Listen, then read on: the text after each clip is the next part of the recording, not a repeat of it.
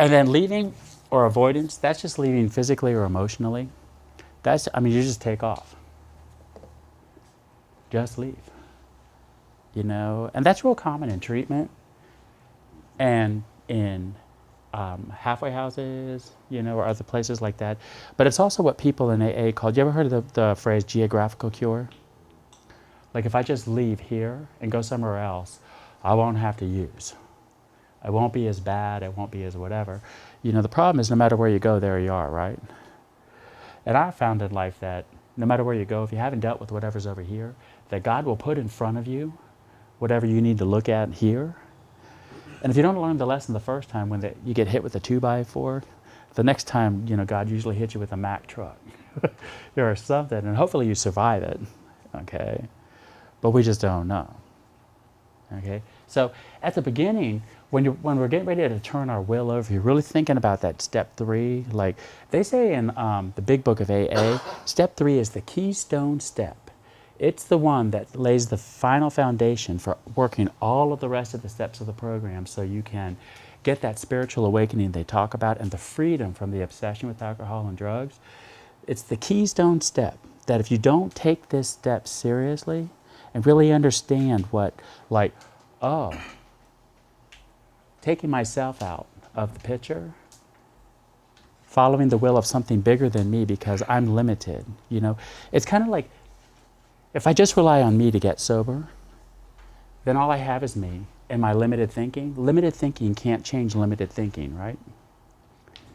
Okay, addicted thinking can't change addicted thinking or behavior. And it's really hard to follow suggestions the first year of recovery because we're so used to having to be self-reliant, okay? Especially if you've lived on the streets, it's all about self-reliance. Okay, that's not necessarily a bad thing. Self-reliance, though, my sponsor in AA told me that it kills more men in recovery because it's the myth that we're taught that we have to handle everything by ourselves or that we can. And, it's kind of like when my defenses were acting up the first year of recovery, my sponsor said, get on your knees and ask God to take it away. I said, I don't believe in that crap because I didn't ask you if you believed in it. Or I still to this day, one of my character defects that I have to work on constantly is I have a sense of entitlement. I just think the world owes me. That's another one of an addict's thinking. I really do. I just kind of go, well, you know what? I'm better than it. I have this kind of big ego. Sometimes that just well, I don't have to do what everybody else has to do. And then when the world doesn't act the way that I want, I get self-righteous anger. Well, and the big book says that self-righteous anger is a luxury that recovering people cannot afford because it gives us a reason to go out and use. So my sponsor, I'd be in that self-righteous place and he'd go, and you're there when you're going, poor me, or hey, all of you are the problem. He said, get on your knees and ask your higher power to take that away right now and stay there till you feel it's gone.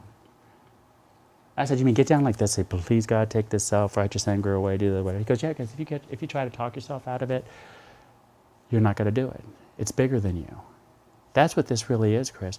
When all you want to do is run away when your addiction's talking to you, if you don't pray for that defense to be taken away and to ask for help during that time, all you got is yourself, and you're going to have to go back to what you know because it's going to be too much.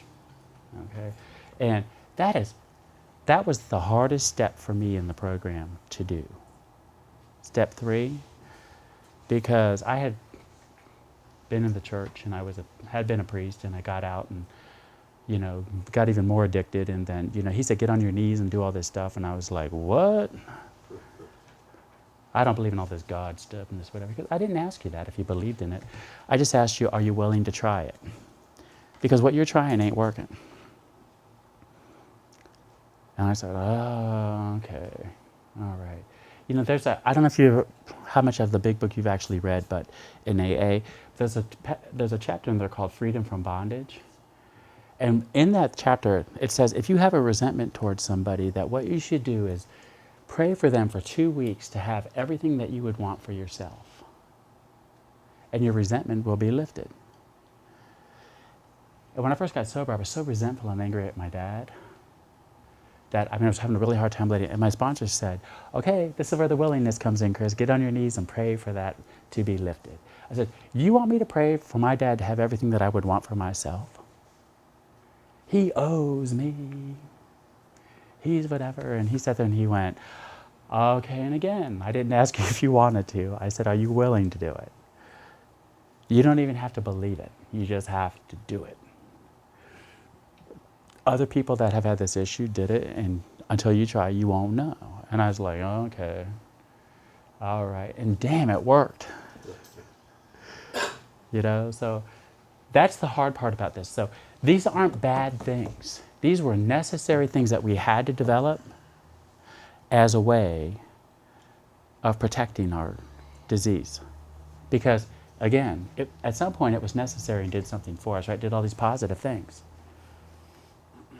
So this is the hard part about recovery. Is if you're in this place where you don't know how you're going to get all these things filled yet, all these positive needs met, that's the goal of recovery, is to get the things in your bag that are going to help you do this differently, then turn into something that actually takes more things away from you in the long run.